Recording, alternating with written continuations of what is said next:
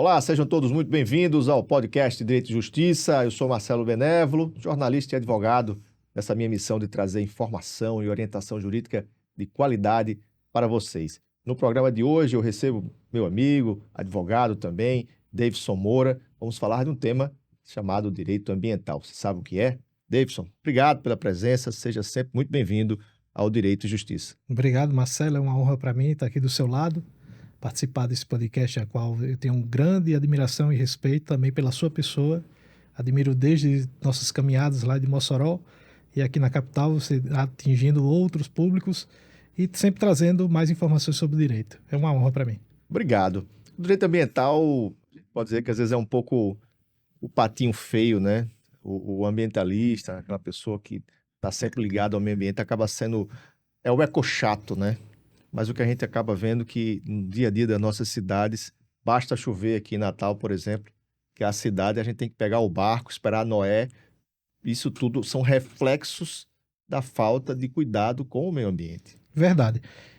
E o interessante é que você já começou a sua fala já colocando um senso comum que existe mesmo na área ambiental, de que aquele que trabalha com direito ambiental também faz parte desse ecossistema de pessoas radicais e que são contra até o desenvolvimento.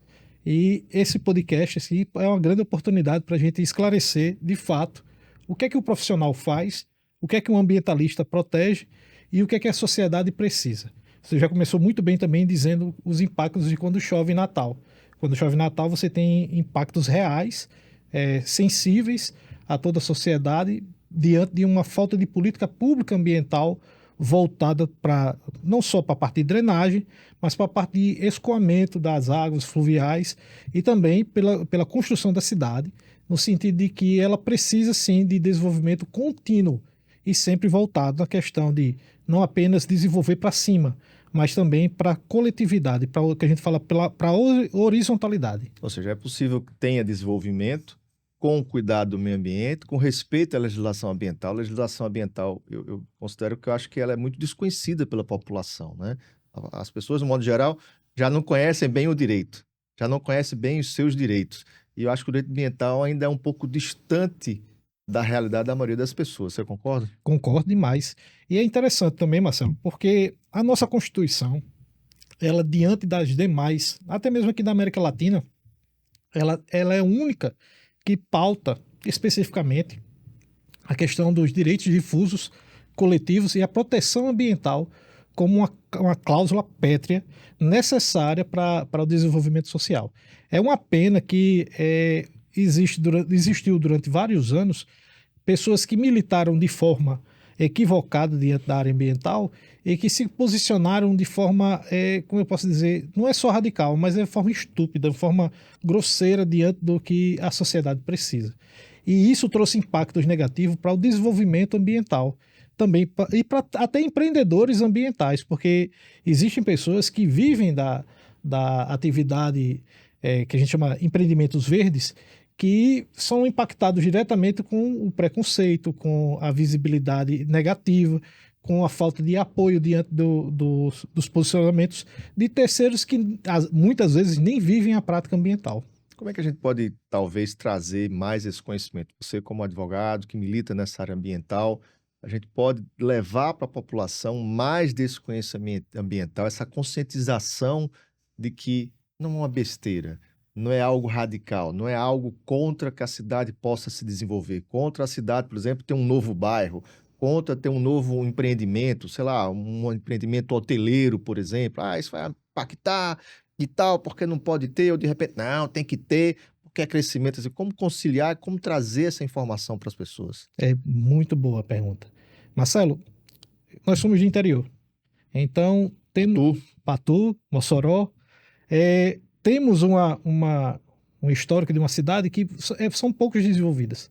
Então, por quê? Porque falta visibilidade, falta ideias também.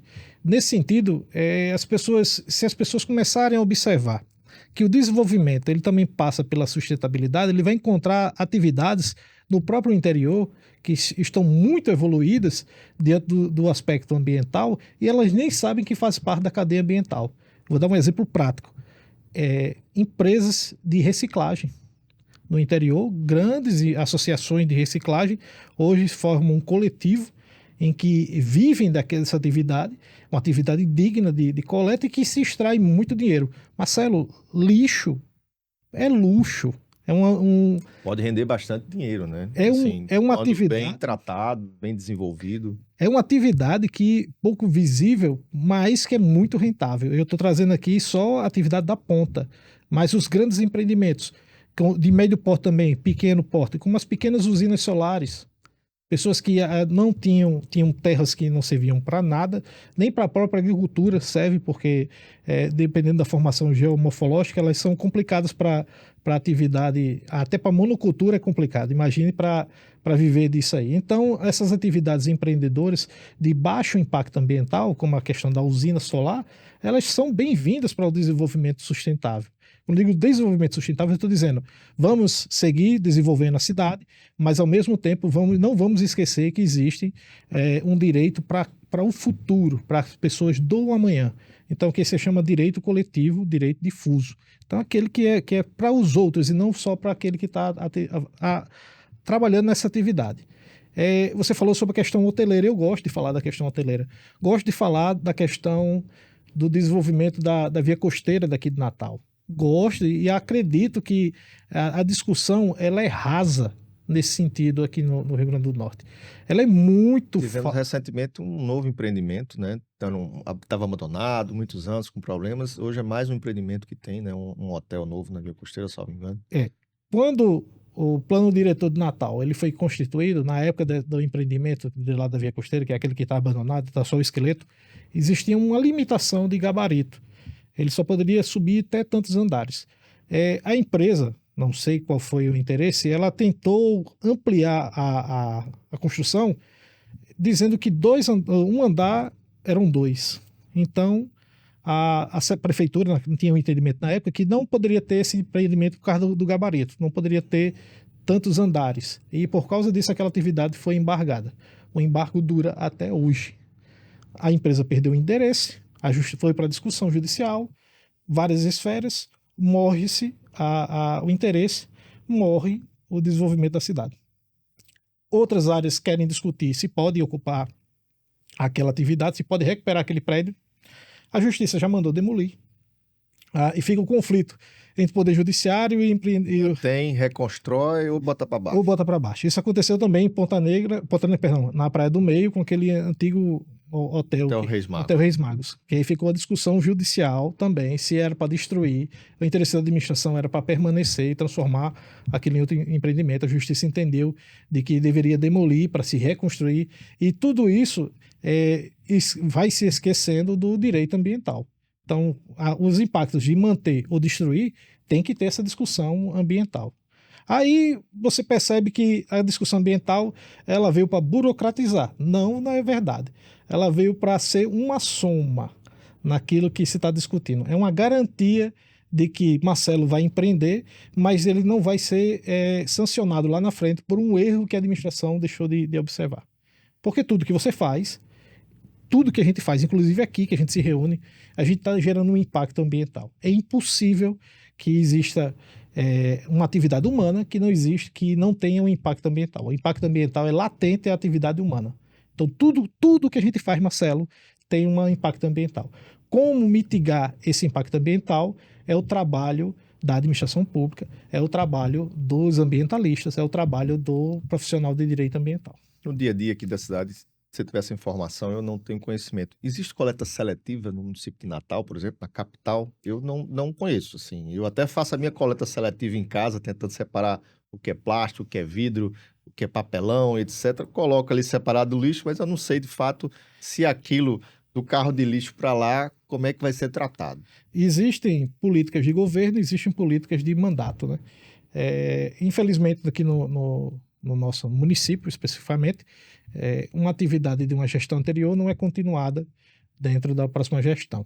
Existiam processos de coleta seletiva antigamente, eu digo 2007, até 2012 mais ou menos, ainda existiam. Então, dentro desse intervalo até hoje, a atividade ficou Existe, mas não é prática. Existe, mas tem que ser assumida por uma outra empresa, uma terceirizada.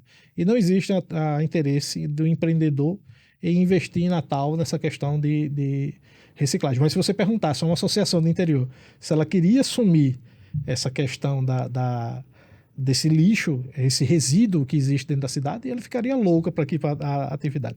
Mas existe o lobby, existe a questão da logística também, De que vir do interior para de cá, vir poder se é instalar aí. uma outra dinâmica, uma outra atividade, é um outro licenciamento para que ele possa ocorrer. Você acha que o pessoal do interior, você tem falado muito do interior, talvez tenha um pouco mais de consciência do que a gente aqui na capital em relação à possibilidade do desenvolvimento de forma sustentável, Eu acredito mais de outra forma. Eu acredito que é pela sobrevivência. Então, diante da necessidade da ausência de da, oportunidades no do interior, numa interior, cidade menor?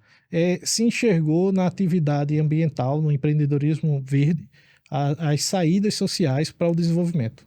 Então, a necessidade levou a se desenvolver. Aqui é o contrário. Aqui se tem oportunidade, se tem a capacidade de se desenvolver, mas não se tem é, vontade. Aqui é vontade de fazer. Às vezes morrem muitas ideias ambientais de desenvolvimento porque não se desenvolve dentro da capital como deveria ser, por interesses particulares, por interesses políticos, por gestão, aquilo que eu tinha dito. A política de gestão e não de governo acaba impactando diretamente a questão ambiental, a questão do desenvolvimento sustentável também. E com relação à energia limpa, a gente citou dois exemplos aí. Citou um exemplo da energia solar, né? A gente começa a ver fazendas que de fato eram fazendas improdutivas, até por questões do terreno, não é favorável para o plantio, não é favorável para você ter uma criação, porque ele é muito pedregoso, ele é muito íngreme, enfim, não serve para o pastoreio, não serve nem para o gado, não serve para a cabra, para a ovelha, não serve para nada. E aí está se investindo na energia solar. E tem também um eixo ali, Caiçara do Rio dos Ventos, aquela região ali também de energias eólicas, né? Uhum. Algumas torres começam a aparecer parques. Você acha que isso pode ser um grande mercado aqui para o Rio Grande do Norte? Nós temos muito vento e temos muito sol, né? Não falta, né? É, quando a gente fala em energia limpa, a gente tende a acreditar que as energias renováveis, que é o nome, a terminologia ambiental, incluem a energia eólica, mas a energia eólica é de um impacto médio a considerável dentro da atividade. Então, ela não apenas ela se instala, mas ela causa uma modificação do entorno. Então, existe um impacto ambiental muito relativo diante das instalações. Mas isso não significa que não dê para aproveitar. O que se falta dentro da atividade da energia eólica são regulações. Então, muitas vezes as empresas que têm um potencial e veem e enxergam aquela atividade como lucrativa, que é altamente lucrativo, elas encontram situações de vulnerabilidade social e investem naquelas pessoas, adquirindo, às vezes, só a commodity do espaço.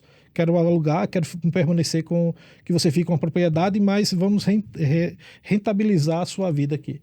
E esquece, na falta de regulação, que existem outras cadeias de proteção ambiental que são impactadas. Vou dar um Por exemplo. exemplo, você falou de danos. Que danos seriam esses, assim, que a eólica acaba trazendo? A poluição visual é a primeira de impacto que você vê. Não acredito que você já tenha visto entre o entorno ali, vou falar sobre, depois de Riachuelo, um pouquinho mais à frente, daqui no Rio Grande do Norte, você vai ver diversos fios, emaranhados de fios, atravessando a BR.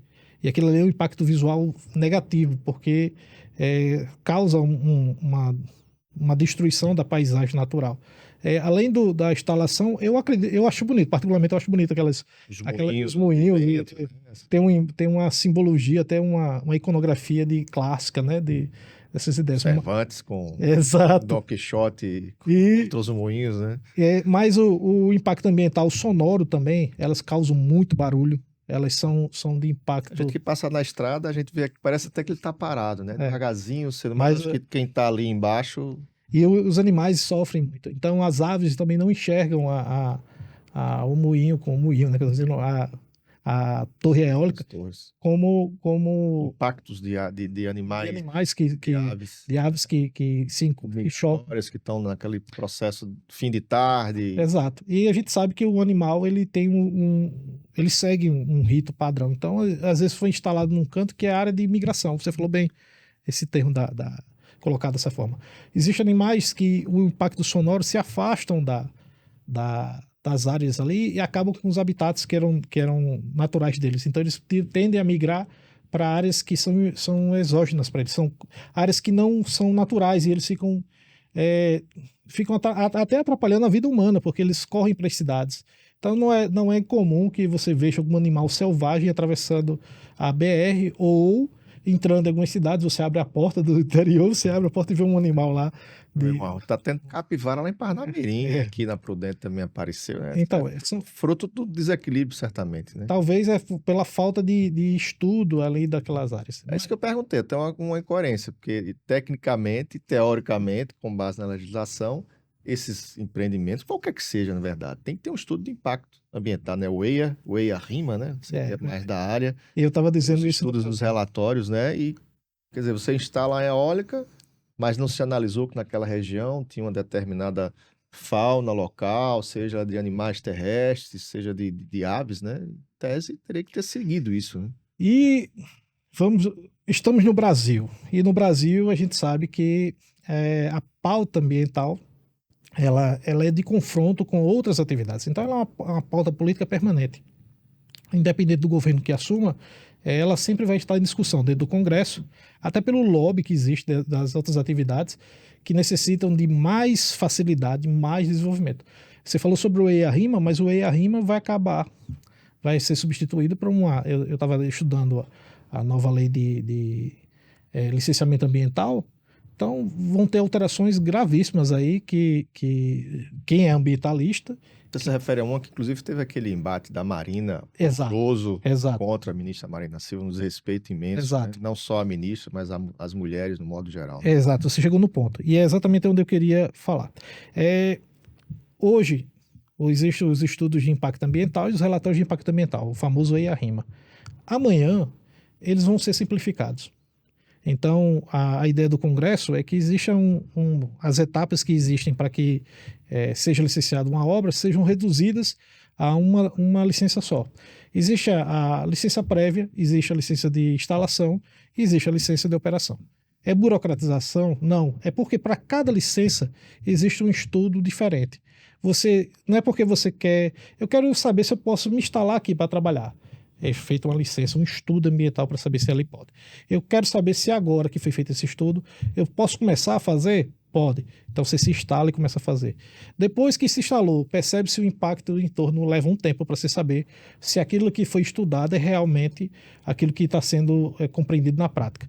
Faz a licença de operação. E aí você regula e fica só renovando como uma licença de habilitação ou qualquer outro tipo de licença que existe no país. É uma atividade necessária. Você requer, você estuda e se instala e você opera. Hoje, amanhã, que a gente não sabe, mas amanhã, segundo o Congresso quer colocar, tudo isso vai ser feito uma licença ambiental unificada. Vai ser só uma licença só e vamos para frente E ver o que vai dar. que vai dar. E Complicado, né? além dessa, até pelo tempo para que a gente não escolha, ainda existem a licença que vai ser declaratória. Então, a próxima licença que vai existir para pequeno e médio porte vai ser: eu vou declarar que vou preservar o meio ambiente e assim vou receber minha licença. É exatamente assim. E o terceiro tipo de licença são as licenças especiais, de ambientais especiais, que é para o governo e para as forças militares que têm o interesse de avançar em determinadas áreas, mas independente se elas são de preservação permanente ou se pertencem a comunidades tradicionais ou quilombolas, indígenas, não interessa. Então, essas licenças elas vão ser dadas de forma especial para que as atividades corram ali dentro, de forma mais simplificada. Não, sem qualquer alarmismo, Marcelo, mas é lógico que quando você escuta disso, você fica assim: peraí, isso vai dar certo? Né? Quando a gente tem dificuldade para se fazer o básico, imagine quando você literalmente abre as porteiras para que possam se licenciar. E essa fala minha não é contra o desenvolvimento. Na verdade, eu quero que se desenvolva, mas eu quero que amanhã meus filhos e meus netos eles olhem para esse nosso país e digam assim: ainda existe verde. Porque senão amanhã o verde vai ser só uma lembrança de um museu. Como existe da Europa, a Europa não tem mais nada de verde, né? É Existe, verdade. existe só o desenvolvimento que historicamente era necessário, e aí tá aí a Europa passando por todas as mudanças climáticas Climáticas possíveis. severas, né? Esse período agora, 33 graus em Londres, está mais quente que Mossoró, né? E 17 em Natal. Pois é, Quem todo mundo imaginou de que, cachecol. Quando eu fui visitar a minha tia, ela de cachecol em casa. quem imaginou que Natal ia ter um frio desse? Aí as pessoas dizem, não, mas é um frio inesperado. Não, são esperados, sim, são efeitos da mudança climática. E aí é uma discussão mais ampla que não. Eu acho Isso que a é gente não ponto para um próximo programa, viu? E a cabe. gente já vai encerrando o de hoje. Agradecer a Davidson pela presença. Seja sempre muito bem-vindo. Tema ambiental, um tema bacana a discutir. Tem muitos subpontos aí para a gente explorar e aguardo você. Agradeço demais, Marcelo. Queria dizer também para o povo de casa que o direito ambiental é uma das atividades mais belas que existe dentro do direito. Ele é complementar, ele também é uma atividade específica e autônoma, mas quando ele trabalha em completude com as outras atividades do direito, é que você vê o direito ambiental brilhar. E aí fica à disposição para uma próxima oportunidade, Marcelo. Tá Obrigado bom, por essa. então. Eu que agradeço. Agradeço também a vocês de casa e saibam que vocês podem participar do nosso programa, contribuindo com sugestões de temas. Vamos lá, dá aquela curtida, compartilha com um amigo, com a família e deixa também uma sugestão. Muito obrigado e até o próximo programa.